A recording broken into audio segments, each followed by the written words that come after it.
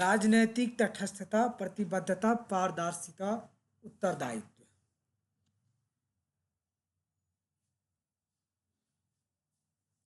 राजनीतिक तटस्थता कर्मचारीले कुनै पनि राजनीतिक विचारप्रति झुकाव नराखी तोकिएको भूमिका निर्वाह गर्नु राजनीतिक तटस्थता हो। राजनीतिक तटस्थता भनेको के? कर्मचारीले कुनै पनि राजनीतिक विचारप्रति आफ्नो झुकाव नराखी दिएको जुन जिम्मेवारी हुन्छ, जुन भूमिका निर्वाह गर्नुपर्ने हुन्छ, त्यो नै के हो? राजनीतिक तटस्थता हो। निष्पक्ष रूपमा सेवा प्रवाह गर्ने प्रशासनिक मूल्य मान्यता, जसले कुनै राजनीतिक दल विशेषको पक्ष नलिई नीति, कानुन, नियम र प्रक्रियाको आधारमा प्रशासनिक कार्य सम्पादन गर्दछ। अर्को रूपमा भन्ने हो भने कुनै पनि दलगत क्रियाकलापमा संलग्न नभएको, कसैको पक्ष नलिने, सरकार र आफ्नो कामप्रति वफादार रही व्यावसायिक हिसाबले काम गर्ने, नियम कानुनको पालनामा कठोरता अपनाउने प्रशासन नै तटस्थ प्रशासन हो। हामी यहाँ हेर्छौँ राजनीतिक तटस्थता भनेको के? कर्मचारीले कुनै पनि राजनीतिक विचारप्रति आफ्नो झुकाव नराखी तोकिएको भूमिका निर्वाह गर्नु नै के हो? राजनीतिक तटस्थता हो। भने कुनै पनि दलगत क्रियाकलापमा संलग्न नभएको, कसैको पक्ष नलिने, सरकार र आफ्नो कामप्रति वफादार रहने र व्यावसायिक हिसाबले काम गर्ने, नियम कानुनहरू जुन हुन्छन्, ऐनहरू जुन हुन्छन्, तिनीहरूको कठोरताका साथ पालना गर्ने प्रशासन नै तटस्थ प्रशासन हो। हामी भन्न सक्छौँ प्रशासनिक प्रतिबद्धतालाई कसरी डिफाइन गर्ने? कुनै काम वा आफूले लिएको जिम्मेवारी इमानदारीका साथ निर्वाह गर्नु नै के हो? प्रतिबद्धता हो। कुनै पनि काम आफूले लिएको जिम्मेवारी जुन हुन्छ त्यसलाई इमानदारीका साथ, पारदर्शिताका साथ निर्वाह गर्नु नै प्रतिबद्धता हो। कुनै धर्मप्रति गैरबद्धता हुनु, कुनै काम निश्चित समयमा सम्पादन गर्ने प्रतिज्ञा गर्नु, कुनै पद्धति वा विचारधाराप्रति गहिरो विश्वास हुनु आदिलाई प्रतिबद्धताको रूपमा लिन सकिन्छ। कसैको भावना हिन्दू धर्ममा हुन्छ, कसैको बुद्धिस्टमा हुन्छ। कुनै निश्चित कामप्रति सम्पादन गर्नको लागि प्रतिज्ञागत हुन्छन्, कुनै पद्धति अथवा विचारधाराप्रति गहिरो विश्वास हुन्छ आदिलाई हामी प्रतिबद्धताको रूपमा लिन्छौँ। सार्वजनिक प्रशासनको क्षेत्रमा प्रशासनिक प्रतिबद्धता। सार्वजनिक प्रशासनको क्षेत्रमा प्रशासनिक प्रतिबद्धता भन्नाले निजामती कर्मचारीको हैसियतले इमानदारीपूर्वक आफू कार्यरत रहेको सङ्गठन, राष्ट्र र जनताको भलो चिताई सङ्गठनप्रति आस्थावान रही साङ्गठनिक उद्देश्य र लक्ष्य पूरा गर्न मन, वचन र कर्मले लागि पर्ने अवस्थालाई बुझिन्छ। प्रतिबद्धता कुनै पनि कुराप्रतिको सक्रिय सहभागिता, समर्पण र अनुसरणको के हो? भाव हो। मान्छे हुन्छ नि, यो कामप्रति म प्रतिबद्ध छु, जसरी भएर गर्छु म। अब मान्यताहरू राजनीतिले निर्णय गर्दछ, प्रशासनले ती निर्णयको कार्यान्वयन गर्नुपर्दछ। कर्मचारीको नियुक्ति राजनीतिक दलसँगको आवश्यकता वा योगदानको आधारमा नभई के को आधारमा हुनुपर्छ? योग्यताको आधारमा हुनुपर्छ। कर्मचारीहरूले दलीय राजनीतिक क्रियाकलापमा भाग लिने र सार्वजनिक रूपमा सरकारी नीतिका विषयमा आफ्ना धारणाहरू व्यक्त गर्नु हुँदैन। कर्मचारीले राजनीतिज्ञलाई दूरदृष्टियुक्त र वस्तुपरक सुझाव तथा सल्लाह प्रदान गर्नुपर्दछ। असल कार्यव्यवहार र सम्पादन स्तरका आधारमा कर्मचारीले पेशागत सुरक्षा पाएको हुनुपर्दछ। अब राजनीतिक तटस्थताको आवश्यकता किन पर्छ त? क्वेसन आउँछ, राजनीतिक तटस्थता भनेको के हो? राजनीतिक तटस्थताको आवश्यकता किन पर्छ? उल्लेख गर्नुहोस्। किन आवश्यक पर्छ त? अधिकार र स्रोतको दुरुपयोग रोक्नको लागि राजनीतिक तटस्थताको आवश्यकता पर्छ। नागरिक सेवा प्रवाहलाई अविच्छिन्न निरन्तर राख्नको लागि, कर्मचारी तन्त्रमा पेशागत व्यावसायिकताको विकास गर्ने, सरकारका नीति तथा कार्यक्रमलाई निरन्तरता प्रदान गर्ने, योग्यता प्रणालीको विकास गर्ने, इस- स्थायी स्थायी सरकारको अवधारणालाई मूर्त रूप दिने, राजनीतिका स्थिरता र विचारप्रति निष्पक्ष भई सबै जनतालाई समान व्यवहार गर्नको लागि राजनीतिक तटस्थताको आवश्यकता पर्छ भने कानुनको शासनको कार्यान्वयनमा सघाउ पुर्याउनको लागि प्रशासनमा राजनीतिक संरक्षणको अन्त गरी कर्मचारीलाई उत्प्रेरित गर्ने र उत्पादकता बढाउने, सरकार सञ्चालनमा निष्पक्षता कायम गर्ने, राज्यका नीति प्राथमिकता र कार्यक्रमलाई निरन्तरता दिने, राज्यको सबै नागरिकप्रतिको समान व्यवहार सुनिश्चित गर्ने, यी विभिन्न कामको लागि राजनीतिक तटस्थताको आवश्यकता पर्छ। अब प्रशासनिक प्रतिबद्धता किन त? राजनीतिबाटै प्रशासनले बाध्यता प्राप्त गर्ने भएकोले बाध्यता प्राप्तिको जवाबदेहिता निर्वाह गर्नको लागि प्रशासनभित्र सामाजिक संवेदनशीलतालाई प्रवेश गराउने, बाध्य रूपमा स्थापित सरकारमा सहभागी दलका घोषणापत्र, नीति तथा कार्यक्रमलाई आत्मसात गर्ने, सार्वजनिक नीति निर्माणमा प्रशासनिक विशेषज्ञताको उपयोग बढाउने, राजनीतिक कार्यक्रमप्रति राजतन्त्रको विश्वास बढाउने, विभिन्न कामको लागि प्रशासनिक प्रतिबद्धताको आवश्यकता पर्छ। प्रतिबद्धताका दुर्गुणहरू हामी हेर्छौँ। कम्पिटेन्स भन्दा पार्टीप्रतिको के छ? प्रतिबद्धता तरफ उन्मुख गराउँछ। राजनीति र प्रशासनको कार्यक्षेत्र विभाजनलाई अलमल पार्ने, प्रशासन र राजनीति दुवैले अनावश्यक फाइदा लिन सक्ने, युनियनिजमले पेशागत मूल्य घट्दै जाने, प्रतिबद्धतामा प्रजातान्त्रिक संस्कारको अभाव हुन सक्ने, एकदलीय र समयवादी व्यवस्थामा प्रशासन स्वतः प्रतिबद्ध हुन्छ। तटस्थ र प्रतिबद्ध हुन नसक्नुका कारणहरू, तटस्थ र प्रतिबद्ध हुन नसक्नका कारणहरू के हुन्? किन हुन सकेका छैनन्? राजनीति नै प्रशासनको शक्तिको स्रोत हुने भएकोले गर्दा पनि कर्मचारीहरू तटस्थ हुन सकेका छैनन्। वृत्ति विकास प्रणाली सरुवा बढुवा सबैमा प्रत्यक्ष अप्रत्यक्ष रूपमा के हुन्छ? राजनीतिकीकरण हावी हुँदै जानु, ट्रेड युनियन राजनीतिक दलका भातृत्व सङ्गठनका रूपमा परिचालित हुनु, नातावाद र कृपावाद व्याप्त छ। राजनीतिक परिवर्तनले प्रशासनलाई प्रभावित पारिरहेको, कार्यक्रम र नीतिका सम्बन्धमा प्रतिबद्धता कमजोर भइराखेको छ। सिद्धान्त र व्यवहार बीच ठुलो अन्तर बन्दै गइरहेको, राजनीतिज्ञहरूले आफ्ना कार्यक्षेत्रभन्दा बाहिर गएर चासो राख्न थालेका, सुधारका एजेन्डालाई सस्तो लोकप्रियता र निजी स्वार्थका लागि अघि बढाइने गरिएको, यी विभिन्न कारणले गर्दा तटस्थ र प्रतिबद्धता हुन नसक्नुका विकल्पहरू, कारणहरू।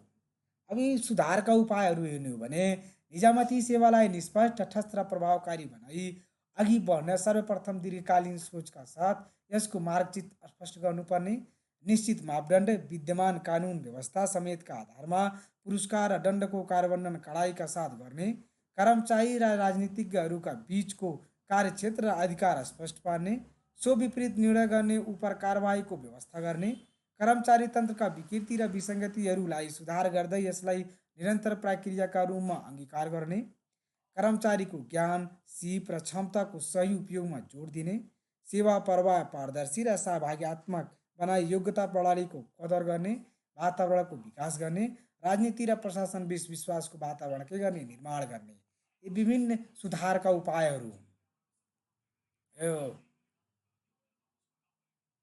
निजामती सेवालाई तटस्थ र प्रतिबद्ध बनाउने भएका व्यवस्थाहरू के हुन्छ?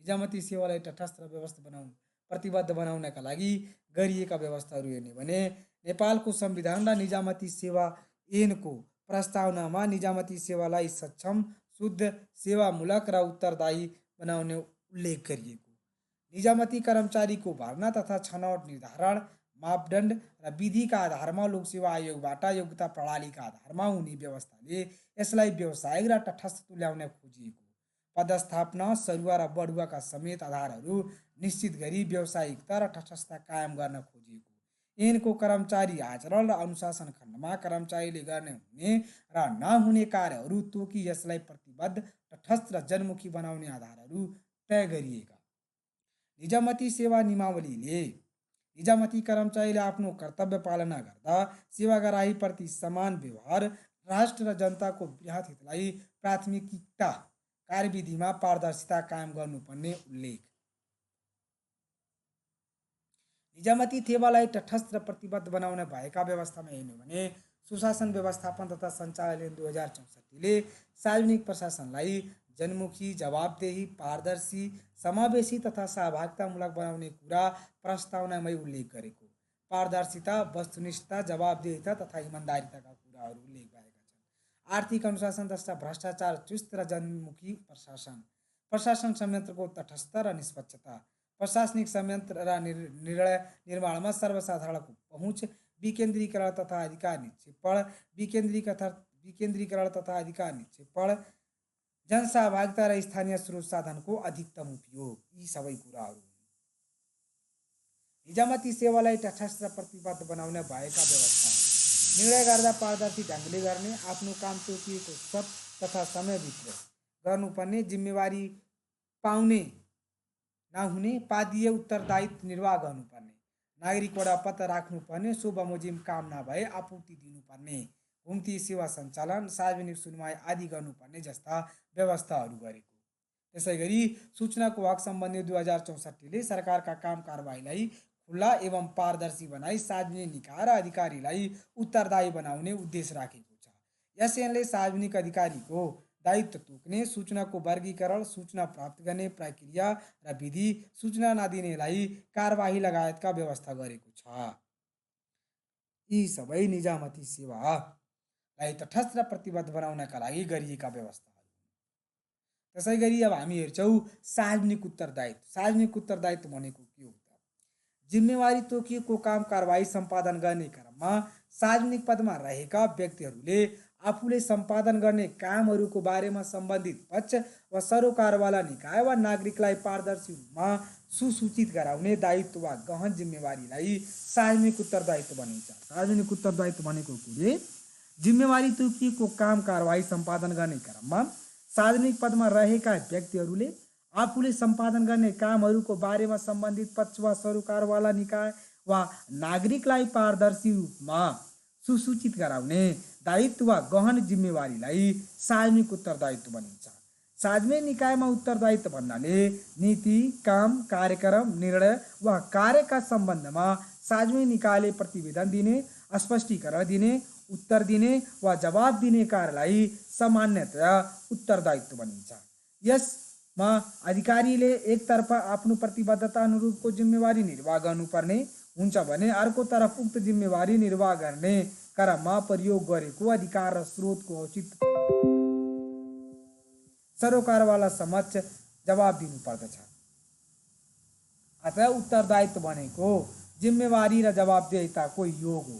Accountability is equal to responsibility plus answerability हो। उत्तरदायित्व भनेको जिम्मेदारी र जवाबदेहिताको के हो? योग हो, हामी भन्न सक्छौँ। अब हामी सार्वजनिक उत्तरदायित्वका किसिम हेर्छौँ भने प्रशासनिक उत्तरदायित्व हुन्छ, अर्को रूपमा भन्यो भने राजनीतिक उत्तरदायित्व हुन्छ, वित्तीय उत्तरदायित्व हुन्छ, नागरिक उत्तरदायित्व हुन्छ, नागरिकप्रतिको उत्तरदायित्व, नैतिक उत्तरदायित्व मान्छेको हुन्छ, कानुनी उत्तरदायित्व, पेशागत उत्तरदायित्व, व्यवस्थापकीय उत्तरदायित्व, परम्परागत उत्तरदायित्व, कार्यक्रम उत्तरदायित्व, यी सबै सार्वजनिक उत्तरदायित्वका किसिमहरू हुन्।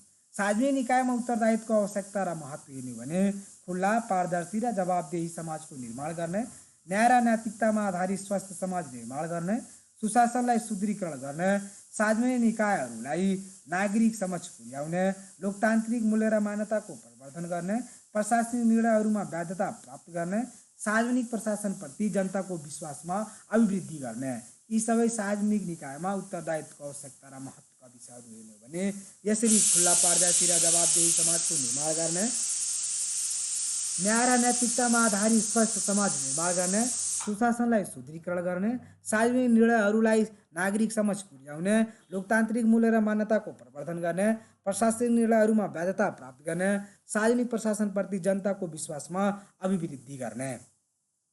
अर्को हेर्नु भने सार्वजनिक सेवा प्रवाहलाई के गर्ने? छिटो, छरितो, पारदर्शी र गुणस्तरीय बनाउनको लागि यसको आवश्यकता छ, महत्त्व छ। कार्य सम्पादनको स्तर र दक्षतामा वृद्धि गर्ने, अनुगमन र मूल्याङ्कन प्रणालीलाई वस्तुनिष्ठ बनाउने, सार्वजनिक स्रोत र साधनको दुरुपयोग रोकी यसको दक्ष प्रभावकारी नीतिलाई सामुदायिक प्रयोग गर्ने, भ्रष्टाचार रोकी दिगो फराकिलो र समावेशी आर्थिक विकास र आर्थिक वृद्धि गर्ने, असल शासकीय संस्कृतिको निर्माण गर्ने, कानुनको शासनलाई व्यवहारिक रूपमा कार्यान्वयन गर्ने। यी सबै सार्वजनिक निकायमा उत्तरदायित्वको आवश्यकता र महत्त्वका विषयहरू हुन्। त्यसै गरी सार्वजनिक प्रशासनमा उत्तरदायित्व सम्बन्धमा देखिएका समस्याहरू हेर्यो भने के समस्याहरू छन् त? सार्वजनिक प्रशासनमा उत्तरदायित्वको सम्बन्धमा यदि हामीले देख्ने हो समस्याहरू भने राजनीति र प्रशासनिक प्रतिबद्धता र इमान्दारिताको अभाव, राजनीति र प्रशासनिक प्रतिबद्धता र इमान्दारिताको के छ? अभाव छ। सामाजिकीकरणमा इथिक्स एन्ड मोरालिटी पक्ष कमजोर हुँदै जानु, नागरिक शिक्षा र नागरिक चेतनाको स्तर अपेक्षाकृत रूपमा विकास हुन नसक्नु, नागरिक समाज दलीय विभाजनका कारण क्षयीकरण हुँदै जानु, उत्तरदायित्व निर्वाह अरूको मात्र दायित्व भन्ने कमजोर मानसिकता, राजनीतिका स्थिरता र सरकारी काम कारबाहीमा पारदर्शिताको अभाव, वस्तुनिष्ठ कार्य सम्पादन मूल्याङ्कन हुन नसक्नु, कर्मचारीलाई दिनुपर्ने न्यूनतम र अति आवश्यक सुविधा उपलब्ध गराउन नसक्नु, यी सबै सार्वजनिक प्रशासनमा उत्तरदायित्व सम्बन्धमा देखिएका समस्याहरू हुन्। अब सार्वजनिक प्रशासनमा उत्तरदायित्व सम्बन्धमा देखिएका समस्याहरू दण्ड र पुरस्कारको नीतिलाई व्यवहारमा अवलम्बन गर्न नसक्नु यो पनि समस्या हो। प्रशासन यन्त्र जनमुखी, पारदर्शी, निष्पक्ष तटस्थ हुन नसक्नु, विभिन्न सार्वजनिक निकायहरू बीचमा कुशल रूपमा समन्वय हुन नसक्नु, जनसहभागिता र नागरिक समाजको यथेष्ट परिचालन हुन नसक्नु, सूचनाको हकको व्यवहारिक कार्यान्वयन गर्न नसक्नु, राजनीति र प्रशासन बीचको कार्यक्षेत्रको सीमाङ्कन हुन नसक्नु, प्रभावकारी अनुगमन मूल्याङ्कन तथा सुपर्यवेक्षण अभाव कायम रहनु, विगतबाट पाठ सिक्ने बानीको विकास हुन नसक्नु, कर्मचारी तन्त्रमा व्यावसायिकताको अभाव हुनु, यी सबै सार्वजनिक प्रशासनमा उत्तरदायित्व सम्बन्धमा देखिएका समस्याहरू। अब यी समस्याहरूलाई कसरी प्रभावकारी बनाउने त? यी उत्तरदायित्वलाई प्रभावकारी कसरी बनाउने हामीले त? त्यसैलाई हामीले उल्टाएर लेखिदिने हो। राजनीतिक कटिबद्धता र प्रशासनिक प्रतिबद्धता हुनुपर्ने, प्रभावकारी सन्तुलन र नियन्त्रणको व्यवस्था गर्ने, समाजिकीकरण प्रक्रियामा इथिक्स एन्ड मोरालिटी पाटोलाई बलियो बनाउने, निर्णय प्रक्रियालाई पारदर्शी र वस्तुनिष्ठ बनाउने, अनुगमन र मूल्याङ्कन प्रणालीलाई व्यवहारिक तथ्य र तथ्याङ्कमा आधारित बनाउने, नागरिक चेतना र नागरिक शिक्षामा जोड दिने, कार्य सम्पादनमा आधारित मूल्याङ्कन प्रणाली लागू गर्ने, सार्वजनिक प्रशासनलाई राजनीतिक प्रभावबाट टाढा राख्ने।